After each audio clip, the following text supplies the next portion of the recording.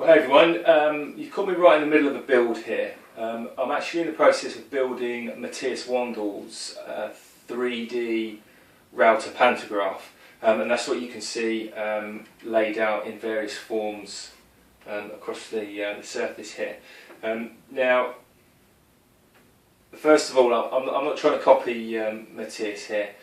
He's already done a video on his build, which is awesome, and to be honest, you really should, if you don't know who Matthias Wandel is, then Google him and go and see his stuff, because it really is amazing. I can't give the guy too much, enough credit.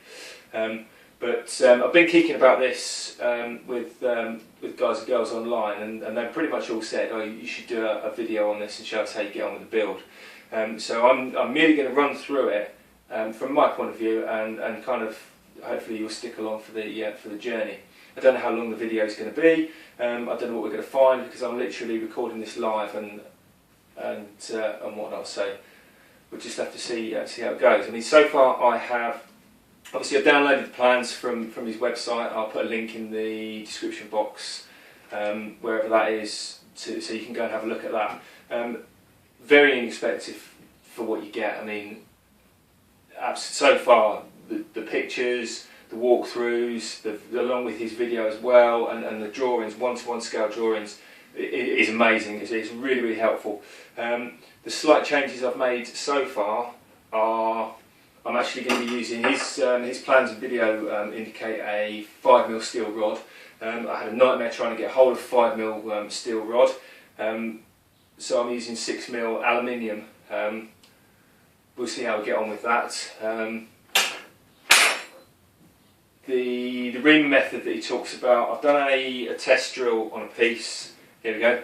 I put a 6mm hole in a piece of scrap, and so far it is relatively snug. So hopefully that will work. If not, then I'll stick a hacksaw blade down the end of a scrap piece and ream them out. So fingers crossed that'll be okay. Also, the new plans that you may or may not know, he's actually added to the plans that you get, and he's given the link arm for mounting a Dremel. So I've got a Dremel, and I'm going to be mounting or building a version with the Dremel mount. The main plans you get are for the Bosch Colt, which is it's available here in the UK. It's under a different model number, but it's basically the same thing, as I believe. You get the plans for that, but I haven't got a Bosch Colt. I've got a Trend T4 here that I've taken off its plunge base. So I'm going to need to modify the router mount arm, and I'm going to do that after I've built the Dremel version. So hopefully I'll get a little bit of a feel for the build by then, and then I can translate stuff. Because the annoying thing is, this isn't a round body. It's not even a square body. It's got quite a strange cross section, so it's going to be interesting doing the templates for that and how high and where it's going to fit. Hence the reason for doing that one. So I've cut all the parts out. I'm just in the process of drilling out the holes. So I'm going to go and drill the holes, and then hopefully we can actually start building some stuff. So fingers crossed and wish me luck.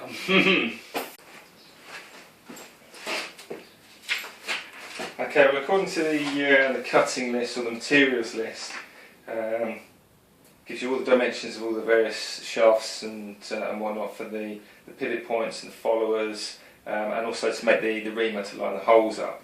What I've actually done is, I only bought a metre, because to be honest I didn't think far enough ahead and measured this all out. I should have bought 2 metres, because that's what I get out of a metre length. It doesn't seem a lot when it's done like that. So I still need a little bit extra for the reamer, and also for the various followers. I have actually cut these slightly longer. I think I've given it 10mm, just under half an inch, longer than what it says on here, just to give me a little bit of place. So I've cut these all off with hacksaw, all by hand, and I'm just going to take the burrs off the corners and kind of chamfer off the ends. I'm going to do that with a belt sander. Okay, well, I'm going to do one arm at a time, and I've marked out the centre. where the centre holes is. I'm just going to drill those out on the press.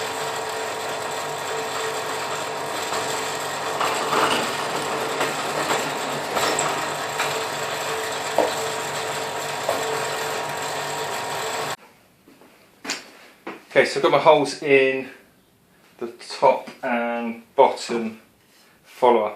Now I don't know if you'll be able to see that if I line that up on here. When I cut this piece, I actually cut it 10mm too short. So what I've done on here is I've marked according to the plans where it should be, and then when I put that on there, just going to get it evenly between about 5mm, and that should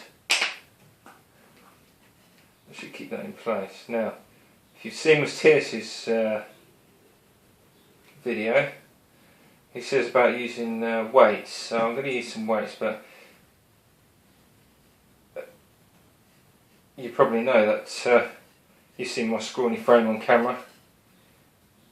I haven't got any workout weights, so I'm going to have to improvise. And what I've done is I've got some empty pots.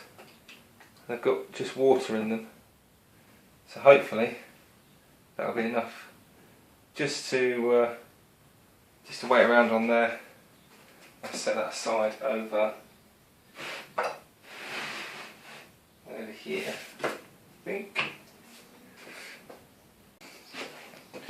Okay, well that's those holes reamed down. Now with this piece, because it's a sort of an S shape, I don't really want to put weights on it like I did the other one, so they have to be quite small to fit in here. I haven't really got anything to go with that on there. Matthias got some beautiful little old-fashioned like scale weights, but I haven't got anything like that, so I don't really want to clamp it, although I probably could. I've got this rubber band, I think that might work. Just wraps it around 4 times, holds it fairly securely. I'm going to give that a go. I won't edit this out if it goes wrong, because if you do decide to build this, it might give you a little helping hand. Just a little bit of glue on there. Why do I always do that? Let's put a bit more on there actually. Why not?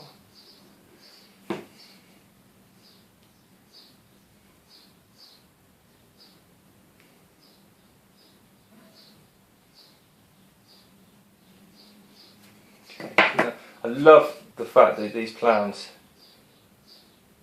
are one-to-one like that. That really helps. I'd also recommend downloading, even if it's only the free valuation version of Matthias's big print software. I've only used it a couple of times, and the possibilities on that, if you're ever watching what he does, really is good.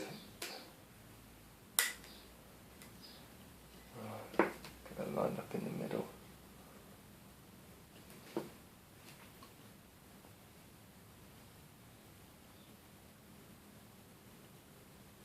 I'd like to get a rubber band on the top there as well. But I need to get some rubber bands for the shop. Okay, well here's credit to Matthias and his plan. You can tell he's an engineer. On the drawing here, I just noticed this box. And my first instinct was, have I cut this wrong? But of course it's not. It's actually the chamfer. If you watch his video, he talks about having to chamfer bits off to give it the full range of motion, and doing it afterwards. Okay, well I'm working on the back mount here. Another thing I like about these drawings, not only does it give you these flat plans, but it also gives you a very good isometric exploded diagram as well. And that's important to be able to interpret and match up the flat pieces and get everything put on, because if you think about this back piece here, I mean it says according to this it goes on the top, which may be obvious, but you could put it that way potentially and get it wrong. So that's a very good way so far, very easy.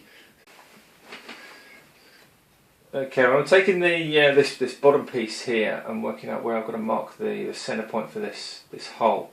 I mean, it does say that it is 40mm 4cm from the back, which I've marked, but it doesn't actually give you a distance to there.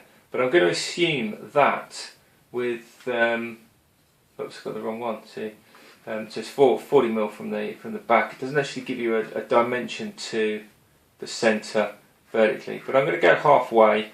I think common sense would dictate that that is the case, and I guess as long as they're both in the same place, marked from the same corner, it doesn't really matter. But I'm going to go 50mm. Okay, I've clamped this piece in between these two blocks of wood and held with this this bolt at either end, just to try and do it. I'm very conscious this has got to be a 40mm hole, which is nearly down to this point here, because it's such a long hole. If there's any inaccuracy in squareness, it's going to be translated all the way down, and obviously it's going to throw the pivot point out quite a bit. So I'm trying to get it as close to square and vertical as I possibly can, and hold it securely for drilling. So I've done the other hole, just got this this one to do. Okay, so just need to ream those out, ream that out, and hopefully it should all go together quite nicely. Okay, well I've kind of raced ahead over the weekend and put it all together. I've just glued it up exactly the same as Matthias did in his video, using the pins to line everything up. I was just fitting this, and I was a bit concerned I might have to drop this a bit lower. But with the bit in there, obviously this back arm that's just out of shot, it fits the same level as that. But once I've got the chuck in there, actually there's still room for the workpiece, and obviously I've got it up quite high as well. I didn't want this back swing arm hitting on the workpiece, but there is plenty of clearance there, so I'm quite happy with that. Okay, so that's basically the project done now. I've done the Dremel arm, which I can swap in and out, and also the 1/4" router arm, which I obviously had to modify to the plans, because they're for the Bosch Colt. But really, to be honest, it's fairly straightforward. When you watch the video that Matthias has put out on how we made the Dremel arm, it becomes quite intuitive. I found it became quite intuitive as to how to refix for the 1/4". If there's anything I think I'm going to change, it's probably these locking pieces here, and swap those over for some hardwood, so I don't want those splitting out between the plies there. And also I think I'm going to ream the holes out a little bit bigger, because it's still quite stiff, although it does pivot quite easily. I've been playing around, and I think what I'm going to do is work on the baseboard and sort out some kind of mechanism for holding regular fixed templates, and then use the clamping system that Matthias recommends for the carving, the leather carving. Now, as I said, it was a fun build. It was quite easy, to be honest. It was easier than I was expecting. The only real thing that I had to redo was these two pieces here, because I just made them to the plans, and it said that these two notches needed to be 19mm, which is obviously for the 19mm ply, but this is 18, and actually it's only 17mm, so I had to recut those, which was no drama. It was lucky because I cut more of these strips than I needed, so I've still got the bits, luckily, which made them consistent with the other pieces to keep the geometry right. But apart from that, it was plain sailing pretty much. It's just a case now of kind of knocking off the edges, smoothing it over, and having a play. So I'm looking forward to that. Hopefully you've enjoyed watching as much as I've enjoyed building, and if you have, then please do subscribe. Find me out on Facebook and also on Keek. If you've been following on Keek, then you've probably been waiting for this video to come out, so hopefully I haven't actually leave you too long waiting. I'll see you again.